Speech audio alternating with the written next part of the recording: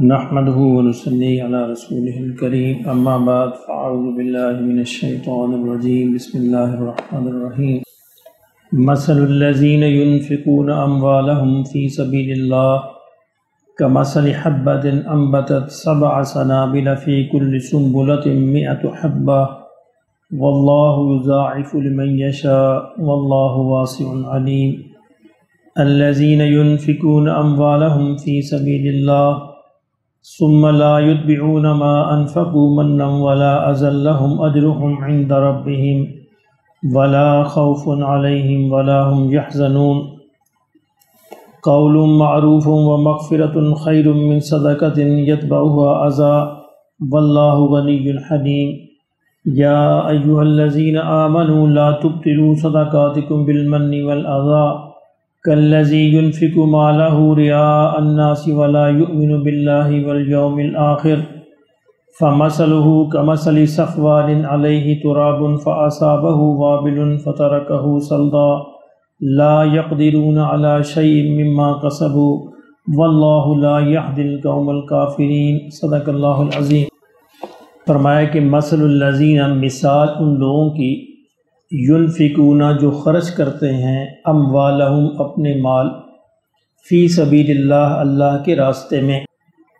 اللہ کے راستے سے مراد ہر نیک کام کے اندر کوئی بھی نیک کام جو ہے، نیکی کا کام، اس پہ خرچ کرنا، وہ اللہ کے راستے میں خرچ کرنا ہے۔ کمثل حبۃ، فرمایا جو لوگ یہ مال خرچ کرتے ہیں اللہ کے راستے میں، ان کی مثال ایسی ہے، کمثل حبہ، جیسے کہ ایک دانہ ہو، انبتت 7 سنابل فی کل سنبلہ، تو اس میں سے 7 بالیاں اگیں۔ جس طرح گندم کے جو خوشے ہوتے ہیں، بالیاں ہوتی ہیں، یعنی ایک دانے سے، اس کی مثال ایسی ہے کہ ایک دانے سے 7 بالیاں اگیں۔ فی کل سنبلۃ 100 حبہ، ہر بالی میں 100 دانے ہوں، یعنی دانہ آپ نے ایک بویا، اس میں سے ایک پودا نکلا جس کو 7 بالیاں لگیں، اور ہر بالی کے اندر 100 دانے ہوں، کتنے ہو گئے؟ 700۔ تو یعنی اب یہ کہا جاتا ہے کہ اللہ کے راستے میں خرچ کرنے کا ثواب 1 سے لے کے 700 گنا تک ہے، تو یہ اس کا ماخذ یہی آیت ہے،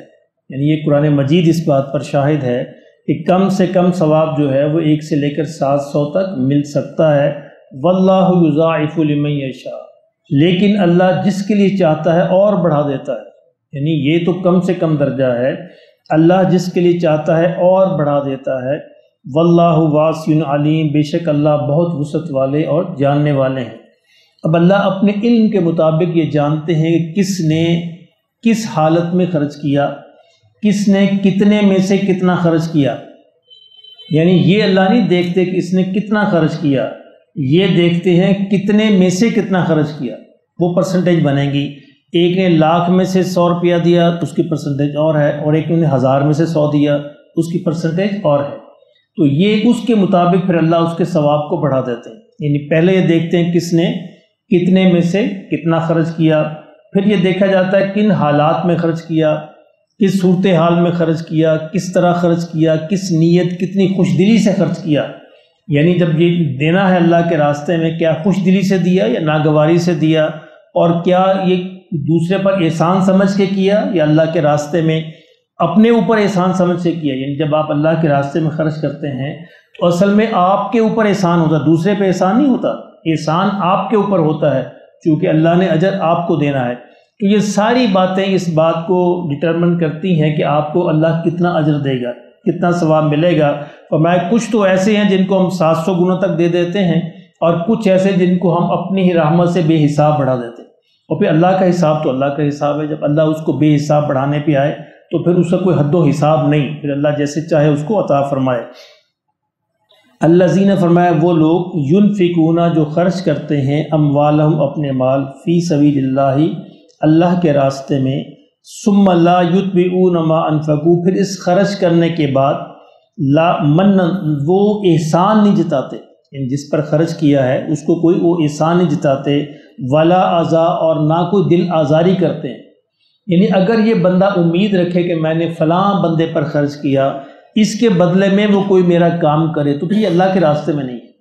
پھر آپ نے اس کا بدلہ لے لیا۔ فرمایا وہ نہ تو احسان جتاتے ہیں، نہ اس کو دل آزاری کرتے ہیں، نہ اس کو اذیت دیتے ہیں۔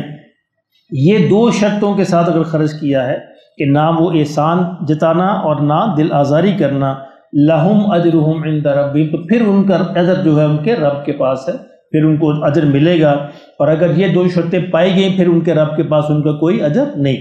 ولا خوف علیہم ولا ہم یحزنون، یہ اجر کیا ہے کہ ان کو نہ کوئی خوف ہوگا اور نہ وہ غمگین ہوں گے۔ یہ علامت ہے، اصل میں یہ جو آیت ہے جنت کی علامت ہے کہ جنت میں نہ کسی ماضی کا کوئی اندیشہ ہوگا اور نہ مستقبل کا کوئی خوف ہوگا، یعنی ان کو اللہ جنت میں دیں گے۔ دنیا کے اندر انسان کو ماضی پہ بھی غم رہتا ہے، افسوس رہتا ہے، اور مستقبل کا بھی اندیشہ رہتا ہے، تو جنت کے اندر نہ یہ اندیشے ہوں گے اور نہ ماضی کا کوئی خوف ہوگا۔ قول معروف مغفرہ، فرمایا اگر تم ان حالت میں خرچ نہیں کر سکتے، یعنی ان شرائط کے ساتھ خرچ نہیں کر سکتے، خوش دلی کے ساتھ خرچ نہیں کر سکتے، تو پھر اس سے بہتر ہے کہ خرچ نہ کرو۔ کیا کر لو؟ قول معروف، اچھی بات کہنا، اچھی بات کہنا، و مغفرہ، اور درگزر کرنا، چشم پوشی کرنا، درگزر کرنا، خیر من صدقہ، اس صدقے سے، اس خرچ سے بہتر ہے، یتبعھا اذی، جس کے ساتھ دل آزاری لگی، یعنی آپ نے خرچ بھی کر دیا، دل آزاری بھی کر دی، فرمایا پھر اس کا فائدہ کوئی نہیں، اس سے بہتر ہے کہ تم اچھی بات کر لیا کرو، تم لوگوں سے خوش دلی سے بات درگزر کیا کرو، چشم پوشی کیا کرو، لوگوں کی غلطیوں کو معاف کر دیا کرو، تو یہ رویہ بھی تمہارا اس خرچ کرنے سے بہتر ہے جس کے ساتھ تم دل آزاری کرتے ہو، لوگوں کا دل دکھاتے ہو۔ واللہ غنی حلیم، فرمایا اللہ بہت بے نیاز ہے اور اللہ بہت ہی حلم والے ہیں، بہت ہی نرم ہیں۔ یا ایھا الذین آمنو، اے ایمان والو، لا تبطلوا صدقات، دیکھیں بار بار اللہ مختلف انداز سے یہ فرما رہے ہیں کہ اپنے صدقوں کو ضائع نہ کرو، مثالیں دے رہے ہیں کہ یہ صدقے کس طرح ضائع ہوتے ہیں۔ لا تبطلوا صدقاتکم، اپنے خرچ کو جو اللہ کے راستے میں کیا ہے اس کو ضائع نہ کرو، بالمن، احسان جتا کر، والاذی، اور دل آزاری کر کے۔ اب اگر ایسا کرو گے تو پھر اس کی مثال یہ ہے، کالذی، اس کی مثال ایسی ہے، ینفق، جو خرچ کرتا ہے، مالہ، اپنے مال کو، ریا الناس، لوگوں کے دکھاوے کے لیے، یعنی خرچ تو کیا، دل کے اندر نیت یہ ہے کہ لوگ اسے اچھا کہیں، لوگ اس کے تعریف کریں، ولا یؤمن باللہ والیوم الآخر، اللہ اکبر، فرمایا کہ لوگوں کے دکھاوے لیے کرتا ہے، گویا وہ اللہ پر اور روز آخرت پر ایمان نہیں رکھتا، یعنی اس نے تو لوگوں کو خوش کرنے کے لیے کیا، یہ تو اللہ کو راضی کرنے کے لیے، اللہ کی رضا کے لیے کرنا تھا۔ اگر دل میں 1000ویں حصے کے اندر بھی یہ نیت آ گئی کہ میرے اس عمل سے کوئی فلاں خوش ہو جائے، تو فرمایا کہ وہ ولا یؤمن باللہ والیوم الآخر، پھر گویا وہ اللہ پر اور روز آخرت پر ایمان نہیں رکھتا۔ فمثلہ، تو اس کی مثال ایسی ہے، کمثل صفوان، جس طرح ایک چٹان ہو، علیہ تراب، چٹان پہ، پتھر پر کوئی تھوڑی سی مٹی پڑ جائے تو اس پر کوئی گھاس پھوس اگاتی ہے، ایسا ہوتا ہے، نیچے پتھر ہوتا ہے، اوپر گھاس پھوس، اگر ایک بارش آئی تو تھوڑا سا سبزہ اس پہ نظر آتا ہے۔ فَأَصَابَهُ وَابِلٌ، فرمایا کہ زور کی بارش ہو، فَتَرَكَهُ صَلْدًا، اب وہ پتھر، جب زور کی بارش ہوتی تو پتھر ہے، وہ مٹی ساری بہہ جائے گی، نیچے پتھر ہی رہ جائے گا۔ تو یہ لوگ جو ہیں جو ریاکاری کے لیے خرچ کرتے ہیں، فرمایا آخرت میں ان کا پتھر ہی رہ جائے گا، اس پہ جو سبزہ جو سمجھتے تھے اگایا ہے وہ سارے کا سارا ختم ہو کے رہ جائے گا، اور نیچے جو ہے دلوں کے حال جو اللہ جانتا ہے، نیچے تو پتھر تھے تو وہ پتھر آخرت میں پتھر ہی ظاہر ہو جائے گا۔ آخرت میں چیزیں اپنی اصل شکل میں ظاہر ہوتی، یعنی جس نیت کے ساتھ انسان عمل کرتا ہے وہ چیزیں اس نیت کے ساتھ جو ہے آخرت میں اس کی شکل دھار لیں گے۔ لا یقدرون علی شیء مما کسبوا، میں دنیا کے اندر انہوں نے جو بھی کمایا